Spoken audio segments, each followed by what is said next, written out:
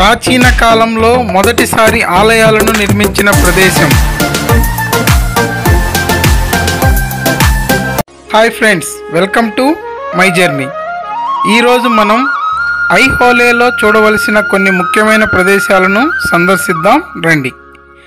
బాదామి నుండి 36 కిలోమీటర్ల దూరంలో, పట్టడికల్ నుండి 15 కిలోమీటర్ల దూరంలో ఈ ఐహోలే పట్టణం ఉంటుంది. ఇది చాళుక్యుల మొదటి రాజధాని పట్టణం.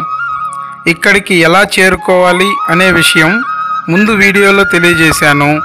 మీరు చూడాలనుకుంటే లింకును కింద డిస్క్రిప్షన్లో ఇచ్చాను, గమనించండి. ఐహోలే పట్టణం 4వ శతాబ్దంలో చాళుక్యుల రాజధాని పట్టణం. దీనిని యూనివర్సిటీ ఆఫ్ టెంపుల్ ఆర్కిటెక్చర్ అని కూడా పిలుస్తారు. ఎందుకంటే ప్రాచీన కాలంలో ఆలయాలను మొదటిసారిగా నిర్మించిన ప్రదేశం ఇది. ఇక్కడ శిల్పులకు శిక్షణ కూడా ఇచ్చేవారట. మేము మొదటిగా దుర్గా కాంప్లెక్స్ను చేరుకున్నాము. అదిగో కనిపించేదే దుర్గ గుడి.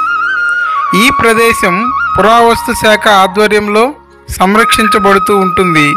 కావున ప్రవేశ టికెట్ తీసుకుని వెళ్ళాలి.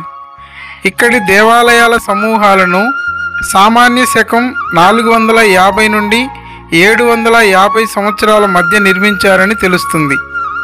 దుర్గ గుడిగా పిలుస్తున్న ఈ ఆలయంలోని గోడలపై ఉన్న శిల్పాలు అత్యద్భుతంగా ఉన్నాయి. దీని ద్వారం వద్ద ఉన్న సీలింగ్ అతి సుందరంగా చెక్కబడి ఉంటుంది. దీని పక్కనే చిన్న కోనేరు ఉంటుంది. అటు పక్కగా మ్యూజియం కూడా ఉంటుంది. అది కూడా చూడండి.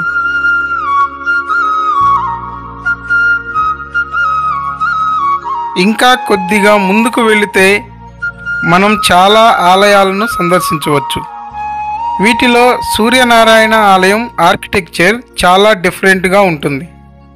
అన్ని ఆలయాలు శిథిలంగా ఉన్నప్పటికీ ఆలయాల నిర్మాణ శైలి, గోడలపై ఉన్న శిల్పాలు అద్భుతంగా ఉన్నాయి. ఐహోలే పట్టణం ఉత్తర వాహినిగా పిలువబడే మలప్రభా నది ఒడ్డున నిర్మించబడింది. దుర్గా కాంప్లెక్స్ నుండి కొద్ది దూరంలో చిన్న కొండపై నిర్మించిన చాళుక్య రాజుల కోటను సందర్శించాము.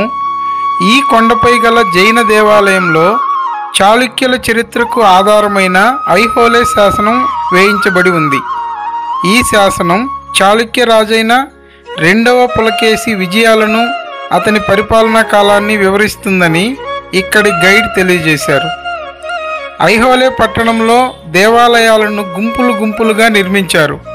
అందుచేత ఈ పట్టణాన్ని క్రాడిల్ ఆఫ్ టెంపుల్స్ అని పిలుస్తారు.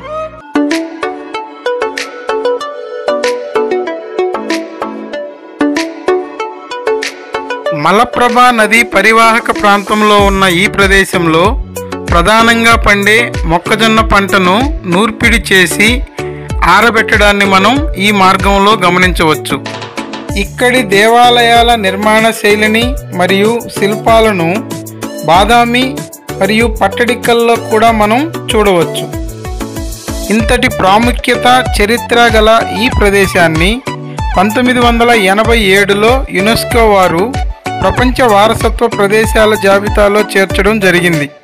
వీలైతే మీరు కూడా సందర్శించండి, గొప్ప అనుభూతిని పొందండి. భారతదేశ గొప్పతనాన్ని అందరికీ తెలియజేయండి. మరొక మంచి ప్రదేశంలో కలుద్దాం. Thank you.